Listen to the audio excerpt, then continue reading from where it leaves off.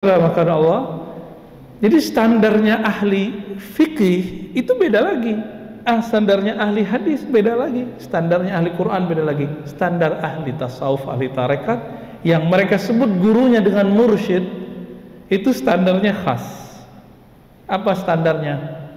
Ayyakuna wasilan ilallah, ilmunya nyampe kepada Allah, rasa bertuhannya sahih, bukan rasa-rasa setan ya. Rasanya itu murni. Nah, ini yang kemudian mereka transfer kepada muridnya. Mereka dapat dari gurunya, gurunya dapat dari gurunya. Bersambunglah rasa itu kepada Rasulullah sallallahu alaihi wasallam. Maka mereka nggak puas, dihantamlah sanad zikir, yaitu Al-Hasan Al-Basri, imam tabi'in, itu kan berguru ke Sayyidina Ali. Sayyidina Ali ini wafatnya tahun 40 lebih kurang. Mereka berusaha mengatakan bahwa Al-Hasan Al-Basri tidak bertemu Sayyidina Ali, berarti sanad zikir terputus. Nah, ini cara mereka. Bagaimana kita nanggapinnya? Kita kembali ke ahli hadis saja kalau emang mereka ngeritik hadis. Imam Ibnu Hajar Al-Asqalani yang mensyarah Sahih Bukhari. Jadi Sahih Bukhari itu syarah terbaiknya itu syarah Imam Ibnu Hajar. Diikuti oleh muridnya Imam Sakhawi, lalu muridnya yang kedua Imam Suyuti. Mengisbat, menetapkan bahwa Imam Al-Hasan Al-Basri, Imam Tabi'in, betul-betul bertemu dan berguru kepada Sayyidina Ali. Mereka nggak puas itu, jadi ingin melemahkan. Habis itu bilang apa? Oh, sanad ente kepada Ali, berarti ente Syiah. Nah, hati-hati. Kita boleh tidak senang kepada Syiah, tapi jangan nggak senang kepada Ali. Ya, bisa bedain? Boleh nggak senang ke Syiah, kritiklah Syiah nggak apa-apa, tapi berani ngeritik Ali. Orang yang disebut Syiah itu pro Ali, anti selain Ali, disebut Rafidah. Rafid itu dia menyerang selain Ali. Sedangkan orang yang mengkritisi Sayyidina Ali disebut dengan Nasibah, bukan Nusaibah ya, Nusaibah beda lagi. Nasibah, kelompok yang suka mengejek ahlul bait, keluarga Nabi sallallahu alaihi wasallam. Di dalam hadis Imam Al-Hakim, Sayyidina Ali datang kepada Nabi sallallahu alaihi wasallam, lalu bertanya, wahai Rasulullah, tunjukkanlah kepadaku aqrabut turuq ilallah wa ashaluha, jalan pintas menuju Allah yang paling mudah, paling dekat, yang enggak ribet-ribet, enggak perlu pakai suluk 40 hari, kira-kira begitu. Yang bayangin suluk 40 hari udah serem aja nih ya. Ada Pak metode ringkasnya. Kalau suluk 40 hari kan itu thariqah para nabi. Nabi Yunus 40 hari di perut ikan, Nabi Musa 40 hari di Tursina, Nabi Muhammad di Gua Hira 40 hari. Ali bin Abi Thalib mikir, ini kelamaan ini 40 hari ya. Terus gimana? Yang gampang wahai Rasulullah. Apa kata Nabi?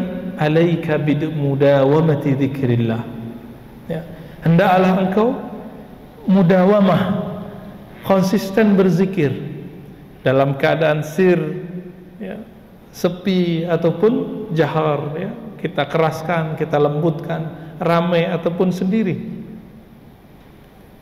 Kata Sayyidina Ali, wahai Rasulullah, kalau itu saya juga udah tahu ya, kira-kira begitu kalamnya. Saya pengen yang khusus. Maka disuruh duduk ya, kamu duduk sini. Apa kata Nabi? Ghammid ainaik. Tapi di hadis Imam Hakim itu ada tambahan tengahnya, la taqumus sa'ah, tidak terjadi kiamat sampai tidak ada yang berbaca Allah, Allah. Nggak ada kiamat kalau masih ada yang baca Allah, Allah. Tapi Dajjal keluar Pak, walaupun ada orang baca Allah, Allah. Ya. Dajjal sama kiamat kan masih jauh. masih jauh. Ya, tapi jauhnya bukan 1 abad, bukan, nggak nyampe. Lalu Nabi SAW mengatakan, ghammid ainaik wa qul la ilaha illallah. Pejamkan matamu, lalu bacalah la ilaha illallah. Pejam mata.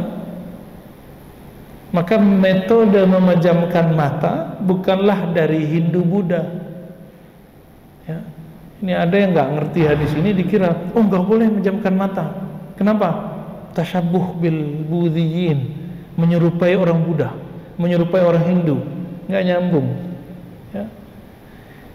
Kebetulan kita sama-sama memejamkan mata, mereka memejamkan mata, itu urusan mereka, urusan kita hadis ini. Ya. Berdasarkan hadis ini kita ringkas aja cerita hadisnya. Ulama kita kemudian meriwayatkannya sebagaimana Sayyidina Ali mendapatkannya, menirukan model yang ada di situ. Menirukan ini disebut dengan hadis musalsal bizikrillah atau musalsal bitalqin. Hadis menirukan gaya guru, gaya sumbernya hadis ini, keadaan orang yang mengajarkannya, disuruh duduk, disuruh pejam mata, semuanya dibaca sekian kali. Itu ditirukan semua. Namun yang meriwayatkan ini juga dua. Ada versi ahli hadis, pejam-pejam mata juga, tapi nggak ada rasanya. Ada yang versi ahli zikir, dipejamkan mata, tapi ada namanya prakondisi, dikondisikan kolbunya sehingga kolbunya siap menerima la ilaha illallah. Nah, itu yang disebut talqin. Hadis ini dianggap sahih oleh Imam Hakim, tapi ketika saya teliti paling tinggi cuma hasan. Wal hasanu yuhtajju kas sahih. Hadis hasan dipakai, dijadikan hujjah seperti hadis sahih. Di riwayat Imam Ahmad, hadisnya juga dhaif, tapi sudah naik menjadi hasan li ghairihi. Nabi bertanya, Ubadah bin Samit, temannya Sayyidina Ali. Apa kata Nabi? Hal fikum gharib. Adakah di antara kalian orang yang gharib? Kalau versi Imam Tabarani, Imam Hakim, gharib di situ artinya orang ahlul kitab. Tapi versi ahli zikir, gharib itu orang yang belum siap menerima talqin zikir. Dan kita ini rata-rata disebut gharib. Maka saya tidak termasuk orang yang ngobrol talqin, Pak. Kita buat conditioning, ya zikir dulu, ya Hayyu ya Qayyum, itu metode aja, ya, supaya tidak gharib. Gharib ini merasa asing, aneh, ini zikir apa lagi nih si Ustadz, gitu. Itu orang yang menganggap zikir itu sesuatu yang baru. Maka gharib siapa saja yang belum mengenal bab zikir, belum menghendaki ilmu zikir, belum menghendaki talqin, belum siap ditalqin, itu disebut gharib. Ini versi kita, versi saya maksudnya, ya. Maka Nabi mengatakan tutup pintu, tutup pintu. Lalu Nabi mengajak, irfa'u aydiyakum, angkat tangan kalian. Angkatlah tangan mereka. Wa qulu la ilaha illallah, lalu bacalah la ilaha illallah. Nah, ini namanya talqin jama'i, talqin berjamaah. Nah, nanti ada saatnya kita talqin jamaah di Pekanbaru. Tapi kalau sekarang masih sendiri-sendiri, Pak, ya, masih sir. Ada saatnya kalau jamaah-jamaah di sini sudah siap, udah nggak gharib lagi, baru kita bimbing zikrullah, insya Allah, ya. Lalu Nabi SAW mengatakan, dengan inilah aku diutus, dengan inilah aku dibangkitkan. Itu sebabnya setelah kita zikir, kita baca apa? La ilaha illallah Muhammadur Rasulullah. La ilaha illallah. Gimana Ustaz? Mana imam kita tadi? La ilaha illallah Muhammadur Rasulullah, kalimatu haqqin alaiha nahya. Kalimat yang benar, dengan itulah aku hidup, dengan itulah aku mati, dengan itulah aku dibangkitkan. Benar kan nih? Kita hidup dengan kalimat itu, beneran? Hah? Kayaknya hidupnya pakai handphone, ya? Saya aja kemana-mana bawa handphone, ya? Maka supaya Allah nggak marah, saya bawa tasbih juga lah ya. Oh Ustaz, ente tasyabuh dengan Yahudi. Loh, mana ada Yahudi pakai tasbih? Yahudi bukan baru kali. Ya, baik. Jadi hadis talqin zikir ada versi ahli hadis, ada versi ahli zikir, dan sanadnya dua-duanya bisa dipertanggungjawabkan. Betul di sana sini ada kritik, cuma secara ilmu talqin, ilmu musalsal, hadisnya menurut ahli tasawuf sahih. Karena mereka dapat dari gurunya yang sudah dapat ijazah. Nah, ini rahasia nih Pak. Ini perbedaan orang-orang tarekat sufi dengan yang tidak tarekat sufi mengajar zikir.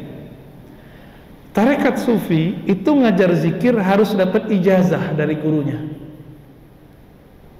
Yang antum benci selama ini itu, ya, yang antum bilang ini khurafat, ini fanatis.